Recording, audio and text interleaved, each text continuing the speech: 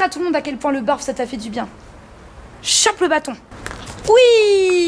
Biologically appropriate raw food, ou nourriture crue biologiquement appropriée. Bonjour à tous les amis des animaux, j'espère que vous allez bien. Vous l'aurez compris, aujourd'hui, enfin, on va parler barf. J'ai passé Mac Jackson le 15 décembre 2017 au barf. Le principe du barf, qu'est-ce que c'est? Sur cette chaîne, on a parlé croquettes, on a parlé pâté. Eh bien, le barf est une autre alternative alimentaire, bien plus naturelle et bien plus adaptée à nos carnivores, que ce soit les chats ou les chiens. C'est une alimentation 100% complète qui se suffit à elle-même, donc pas besoin de donner avec des croquettes ou du pâté. Et c'est ce qui se rapproche le plus du régime naturel du chat et du chien. Oui, parce que les chiens et les chats à la base ce ne sont pas des croquettovores. Parce que ça malheureusement, ces années et ces années d'industrialisation l'ont fait oublier au plus grand nombre d'entre nous. Faites l'expérience et demandez aujourd'hui à un enfant ce que mange un chat ou un chien. Il vous répondra tout naïvement des croquettes. Pourtant, comme vous l'entendez peut-être, ils ont les mâchoires pour pouvoir broyer les os, les canines pour pouvoir déchiqueter la viande, une acidité importante au niveau de l'estomac pour pouvoir détruire les éventuelles bactéries contenues dans la viande crue, etc. etc.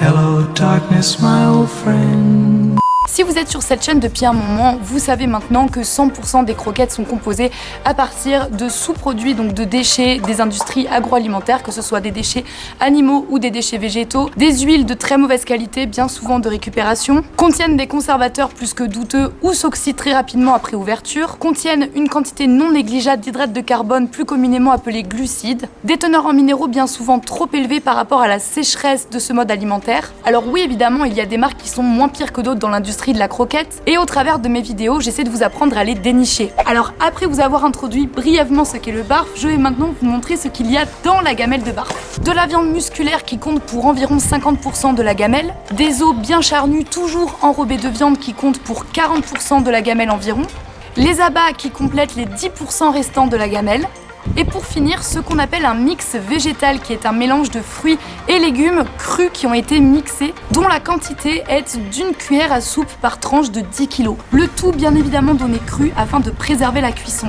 On s'arrête quelques instants sur cette magnifique photo de Mac Jackson pour souligner que, oui, je viens de dire une grosse connerie. Évidemment, on ne cuit pas la viande pour préserver les nutriments et pas la cuisson. Et non, les carnivores dans la nature ne se promènent pas avec une poêle ou un four pour faire cuire les aliments. À ça viennent s'ajouter de l'huile, de préférence animale, pour les apports en oméga 6 et 3 qu'on peut remplacer avec du poisson, et d'autres compléments alimentaires qu'on peut donner que je ne vous détaillerai pas dans cette vidéo.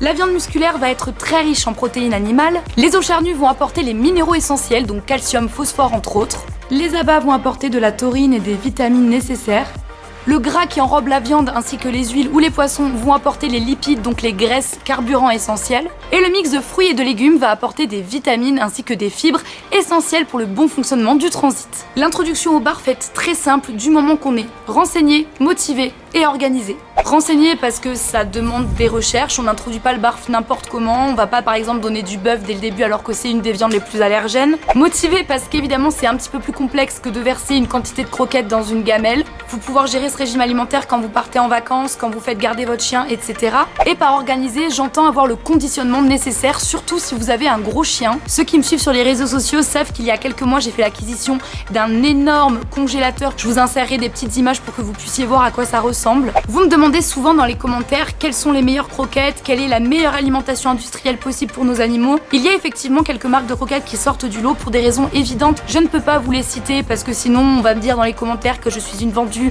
que je suis sponsorisée et que du coup mes conseils, on se torche avec. Non, je vous jure, j'ai déjà eu des commentaires comme ça. Pour moi, le barf, le raw feeding, le wall prate sont définitivement les meilleures alternatives alimentaires, les plus logiques en fin de compte. Et bien que ça demande d'être un minimum renseigné et organisé, les effets sont bien trop bénéfiques pour être ignorés. Ne vous en faites pas, ceci était une vidéo introduction au barf, mais c'est le départ d'une longue série de vidéos dans laquelle je vous parlerai de tous les effets bénéfiques que le barf a procuré chez Mac Jackson, à Mac Jackson, je pense que c'est plus français, mais également toutes les idées reçues qu'on a avec le barf, avec tous les contre-arguments que vous pouvez sortir à toutes les personnes qui seront contre, comment préparer les rations barf, comment je m'y retrouve financièrement parlant, etc. Si jusqu'ici vous n'aviez jamais entendu parler du principe barf et que vous êtes convaincu, s'il vous plaît ne vous précipitez pas, renseignez-vous bien sur internet parce qu'un barf mal fait peut amener des carences et peut être dangereux. Ça y est, on a sorti le mot qui fait peur. Oui, enfin, comparer les cancers, l'Alzheimer, la prise de poids, le diabète, l'obésité, les pancréatites, les démodécies, les troubles intestinaux divers, les calculs urinaires ou les insuffisances rénales que provoquent les croquettes. Ne vous en faites pas, le barf est relativement moins dangereux.